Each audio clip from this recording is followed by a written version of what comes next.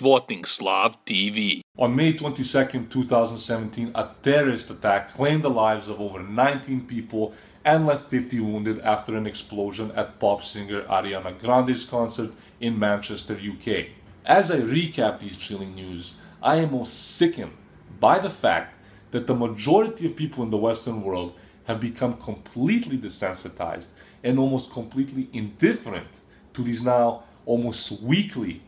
terrorist Islamic attacks that are ripping apart the Western world and Western European cities.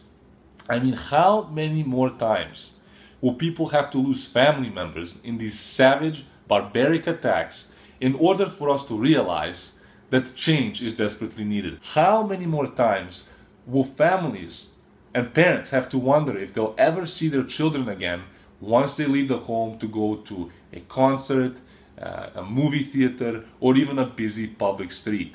How many more times will we allow for the regressive, lunatic leftist media to tell us that we must embrace the diversity of Islam in order for Western European nations to be more progressive and to thrive? When London Mayor Sadiq Khan stated a few months ago that terrorism was part and parcel of living in a major city, he knew very well that terrorism was going to become more and more entangled in the web of everyday life for the citizens of the United Kingdom.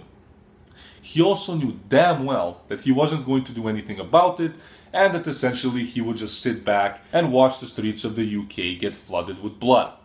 Now, following yesterday's attacks in Manchester, the Western world undoubtedly proved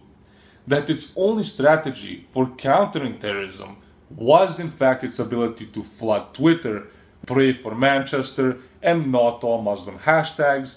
as regular social justice warriors and Islamic apologists virtue signaled and perpetuated their false sense of moral high ground. As usual, leftist media prescribed a good dose of passiveness to the general public, reinforcing their sickening idea that going back to normal and living life as if nothing had ever happened was the best remedy to terrorism. Sadly, this idea of normality no longer even exists, because terrorism in Western Europe has in fact become fucking normal. What is even more unsettling is that people who are trying to wake others up out of this cucked-like state of passiveness towards Islam are in fact the ones that are being persecuted more than the terrorists themselves.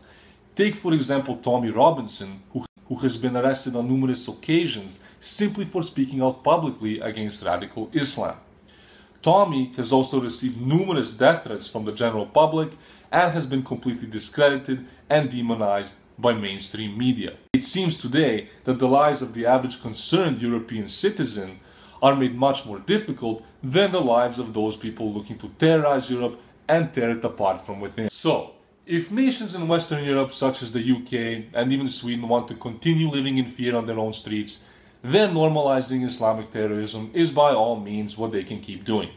If these same nations want to be brought down to their knees by the very barbaric invaders that some of them whine so much about letting in, then they can also continue to go down the same path. Right now, radical Islam is winning in Europe, and the only way that it will ever have a chance of losing is if we stop pretending that the dead, mangled bodies in our streets are a normal part of everyday life.